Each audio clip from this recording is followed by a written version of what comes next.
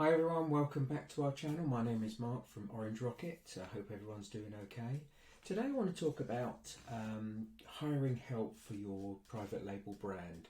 So I've been in the position of both hiring and being hired many times when I ran my own private label brand, and it is a difficult choice. It's difficult to find the right freelancer or the right agency. So let me just break down some of the things you need to think about when you're looking particularly for a freelancer.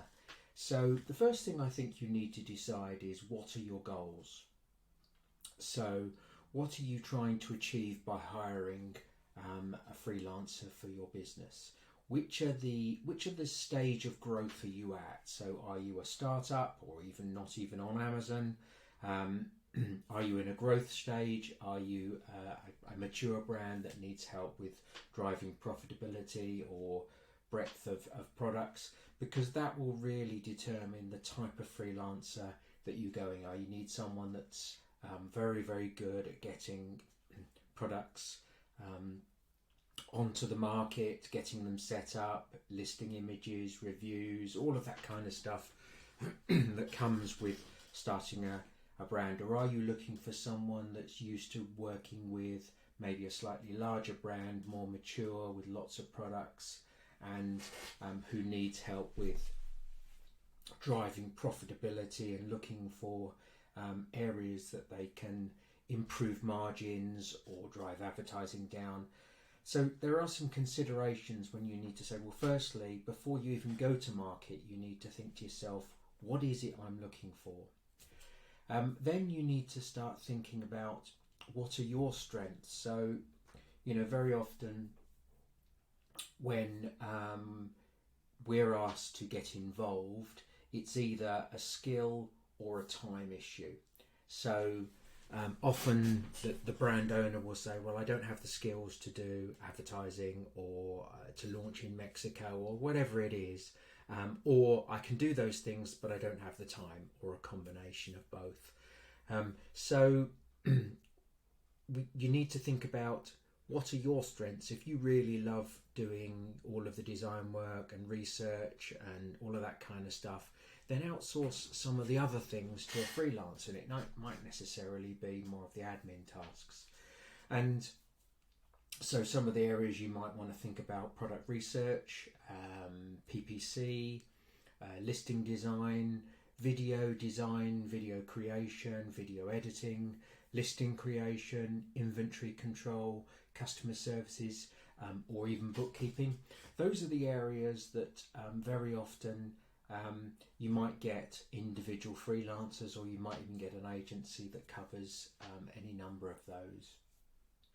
So once you've got an idea of what your goals are, what stage your business is at, what are your strengths, what are you going to outsource, what are you going to keep in-house, then the next thing I would do is think about what you want and what you expect from someone you're working with. Now, this is no different to employing someone.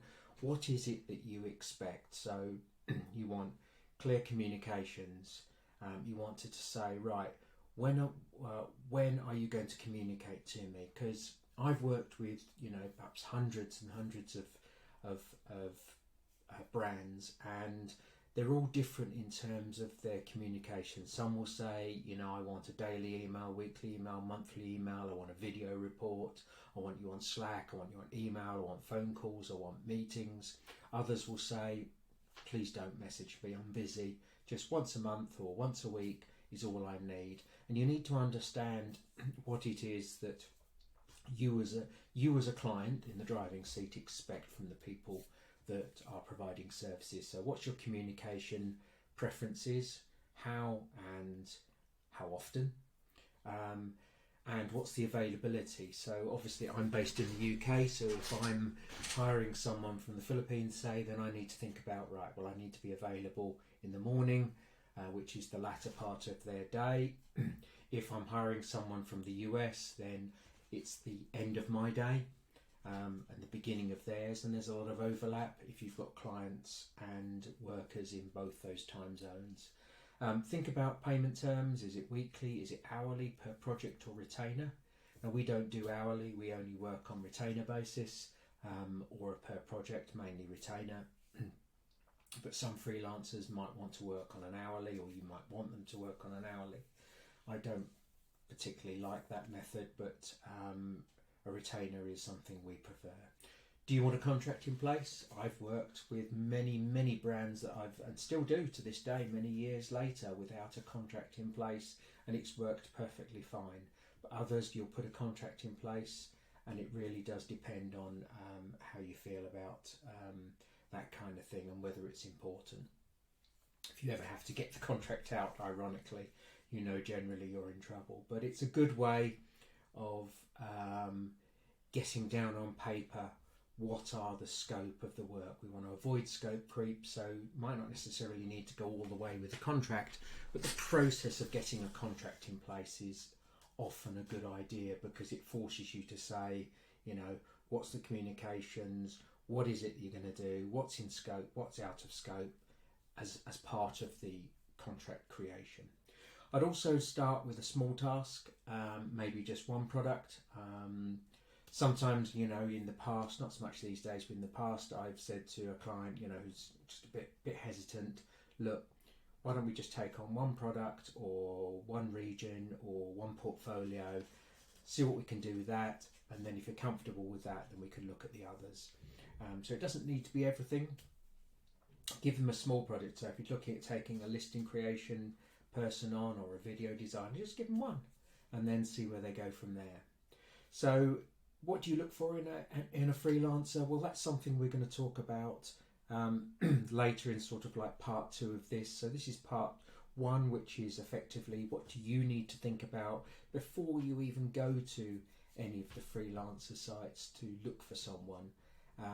And then I'm going to talk about what does a freelancer need to provide you, and what do they need to be prepared to explain to you or prepare for you, and where you're going to perhaps go to find them. I hope you found that helpful. I hope you found that interesting. As always, please do contact us if you've got any questions or anything you'd like to discuss. Happy to talk anytime. Take care and speak to you again soon. Thank you. Bye-bye.